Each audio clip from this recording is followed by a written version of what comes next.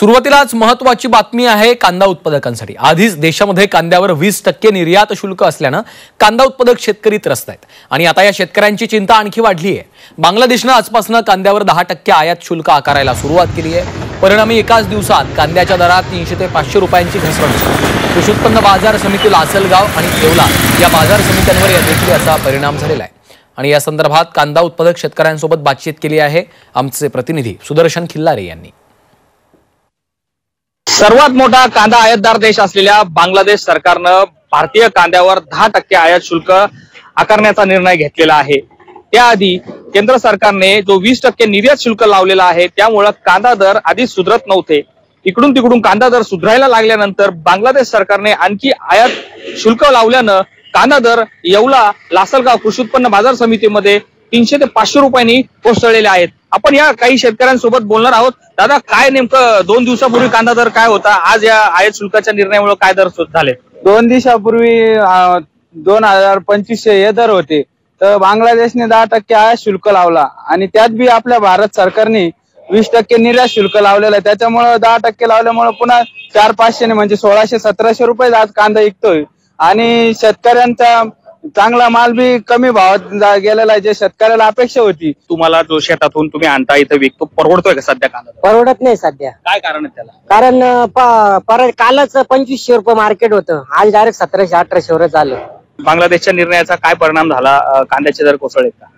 कांद्याचे दर कोसळलेले आहे सर, आणि आमची भारत सरकारला हीच विनंती आहे का लवकरात लवकर 20% निर्यात शुल्क हा काढून टाकण्यात यावा, त्याच्याने थोडेफार तरी भाव सुधारतील हीच अपेक्षा आहे आमची।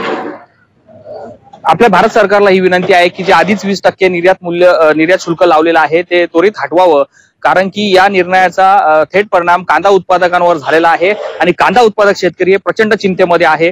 पुन्हा रस्त्यावर उतरण्याची वेळ येईल का, असा संतप्त सवाल या शेतकऱ्यांनी उपस्थित केलेला आहे। सुदर्शन खिल्लारे, झी मीडिया, लासलगाव। सोलापूर जिल्ह्यातील ऊस उत्पादक शेतकऱ्यांचा शेतामध्येच ऊसाचा पाचट गाडण्याकडे कल वाढलेला आहे। ऊसाची तोडणी झाल्यानंतर पाचट न जाळता त्याच ठिकाणी सेंद्रिय खत म्हणून वापर केला जातोय। पाचट जाळल्यामुळे वायू प्रदूषणासह आसपासच्या शेतीवर देखील गंभीर परिणाम होतो। मात्र आता ऊसाचा पाचट जाळण्यापेक्षा त्याची जागेवरच कुटी करून खत बनवण्याच्या प्रक्रियेमुळे देखील शेतकऱ्यांना फायदा होतोय आणि याचा आढावा घेतला आहे आमचे प्रतिनिधी अभिषेक आदेप्पा यांनी। सोलापूर जिल्ह्यातील ऊस उत्पादक शेतकरी जो आहे आता दिवसेंदिवस तंत्रज्ञानाच्या माध्यमातून बदलताना आपल्याला दिसून येतोय। ऊस तोडणीनंतर जी पाचट कुट्टी जमा होते, गेल्या अनेक वर्षांपासूनची ही परंपरा आहे, ही पाचट कुट्टी जाळली जाते। ही जाळल्यामुळे प्रदूषण देखील होतं, मात्र शेतीचं देखील मोठ्या प्रमाणात नुकसान होत होतं। मात्र जे काही कृषी अधिकारी असतील, जे सल्लागार असतील, त्यांचं ऐकून आता शेतीमध्ये आमूलाग्र असा बदल होताना आपल्याला दिसून येतोय। काही शेतकरी बांधव हे आपल्यासोबत आहेत। दादा, काय सांगाल, एक वेगळा प्रयोग तुम्ही शेतामध्ये करताय, ऊस तोडणीनंतर ही जी पाचट कुट्टी आहे याच ठिकाणी ठेवताय? माझी 5 एकर जमीन आहे। मी आता हे तुम्ही बघता आहात की हे पाचट मी असंच ठेवलेलं आहे। त्याचं कारण असं आहे की पाचट जाळलं तर हवेमध्ये प्रदूषण आणि कार्बन मिक्स होतोय, त्याच्यामुळे माणसांच्या जीविताला थोडं त्याच्यापासून आरोग्याला धोका होतोय।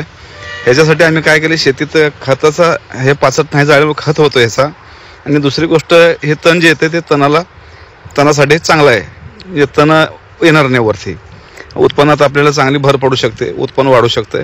म्हणून प्रत्येकाने शेतकऱ्याने माझं एक सांगणे की प्रत्येकाने पाचट जाळू नये, ते असं ठेवल्यामुळे तुमचा चांगला फायदा होऊ शकतो। आपण पाहतोय सोलापूर जिल्ह्यामधील अनेक तालुक्यांमध्ये अशा पद्धतीचा हा प्रयोग करण्यात येतोय आणि कृषी खात्याकडून देखील या प्रयोगाचं स्वागत होताना आपल्याला दिसून येतंय। कॅमेरामॅन अनिल कांबळेसह अभिषेक आदेप्पा, G24 तास, सोलापूर। भिवंडीतल्या एका शेतकऱ्यानं 3.5 एकर शेतामध्ये 1.5 लाख मिरचीच्या रोपांची लागवड केली आहे।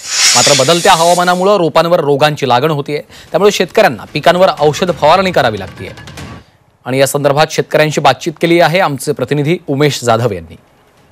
आपण सध्या भिवंडी तालुक्यातील वापे या गावी आलो आहोत। या ठिकाणी एका शेतकऱ्याने आपल्या 3 ते 3.5 एकर शेतीमध्ये मिरचीची लागवड केलेली आहे। आपण त्यांच्याशी संवाद साधून जाणून घेऊ की कशा प्रकारे आणि किती मिरची लावली, किती रोपं लावले तुम्ही? 1.5 लाख रोपे लावलेले आहेत। कोणत्या जाती? अंकुरचं बियाणे 930 व्हरायटी आहे। सध्याच्या घडीला 75,000 रोपं मिरची काढणीला आलेले आहेत। चांगल्या बऱ्यापैकी उत्पन्न मिळते। रोज किती उत्पन्न, किती मिरची निघते रोज? साधारण 450 ते 500 किलो मिरची रोजची निघत आहे. बाजारभाव काय? भिवंडी बाजारभाव तसं बोललं तर तेवढं हे नसतंय, पण चढ उतार असते, पण बऱ्यापैकी बाजार असल्यामुळं थोडेफार पैसे मिळतात. ह्या 1.5 लाख रोपांसाठी किती खर्च आला आतापर्यंत? साधारण 1.5 लाख रोपांसाठी 60 ते 65 हजार रुपये खर्च आलेला आहे. हवामानाच्या बदलाचा काय परिणाम मिरचीवर? बरेच परिणाम झाले. मागच्या याला अवकाळी पाऊस पडला, त्याच्यामुळं मिरचीवर रोग सुद्धा आले, झाडे सुद्धा मरू लागली. कॅमेरामन वासुदेव शिंदेसह उमेश जाधव, झी मीडिया, भिवंडी. धुळ्यामध्ये बारदाना खरेदी रखडल्यामुळे शेतकऱ्यांच्या सोयाबीन खरेदीला उशीर होतोय आणि याबाबत पणन मंत्री जयकुमार रावल यांनी बैठक घेतली. यावेळी त्यांनी बारदाना खरेदीचा प्रश्न लवकर मार्गी लावण्याचे आदेशही दिले आहेत.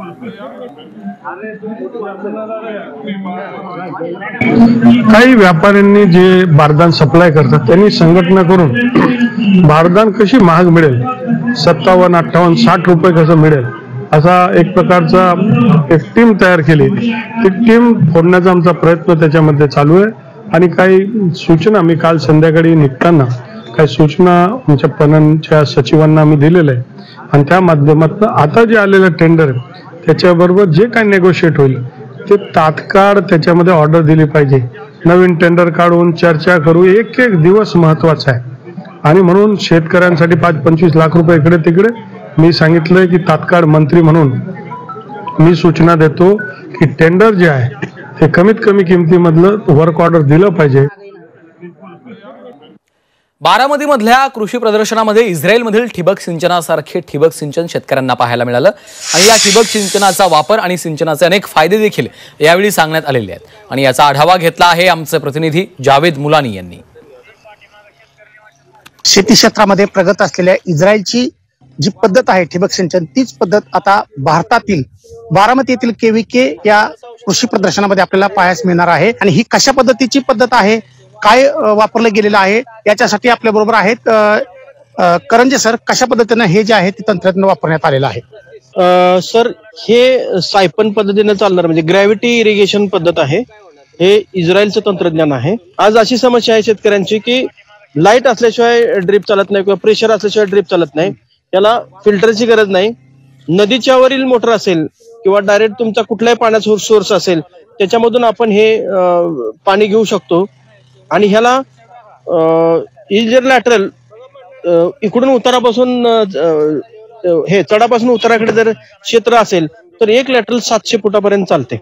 आज आपल्याकडे जे ड्रिपर आहे ते 200 फुटापेक्षा जास्त चालत नाहीत, इनलाईन जे आहेत ते सगळे. तर हे 700 फुटापर्यंत जरी गेलं तर युनिफॉर्म तुम्हाला पाणी दिसेल.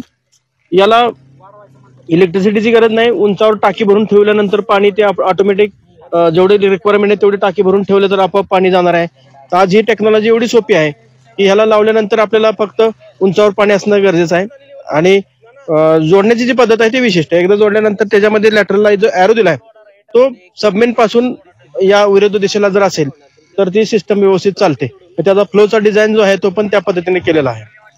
नक्कीच. तर या पद्धतीचं जर तंत्रज्ञान वापरून ठिबक जे आहे ते आपल्या शेतकऱ्यांनी आपल्या शेतामध्ये जर वापरले तर त्याचा निश्चितच फायदा होईल. जावेद मुलानी, झी 24 तास, केव्हीके, बारामती. इंदापुरात रब्बी हंगामातील गहू पिकं जोमानं आली आहेत. यंदा पाऊस चांगला झाल्यामुळे कृषी विभागाच्या मार्गदर्शनाखाली पिकं चांगली आली आहेत. त्यामुळे गहू पिकापासून आर्थिक फायदा होईल असा अंदाज शेतकऱ्यांनी व्यक्त केला आहे. यंदा रब्बी हंगाम चालू असून मी कृषी विभागामार्फत माहिती घेऊन माझ्या शेताची मशागत केली आणि त्यानंतर पेरणी यंत्राने गहू पेरणी केली.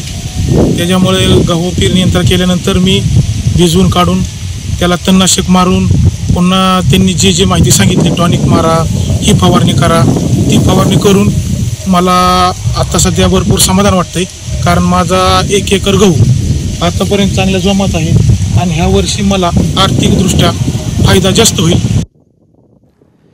धुळ्यातील अनेर मध्यम प्रकल्पासाठी शिरपूर तालुक्यातल्या शेतकऱ्यांच्या जमिनीखालनं नळमार्ग जात आहेत. त्याला शेतकऱ्यांचा विरोध आहे. या पाण्याचा उपयोग शेतकऱ्यांना होणार नाही आहे. मात्र हरकतींना न जुमानता प्रशासनानं या नळमार्गाचा भूमिपूजन सोहळा आटोपलाय. याला विरोध करत शेतकऱ्यांनी प्रांताधिकाऱ्यांना निवेदन देखील दिलेलं आहे.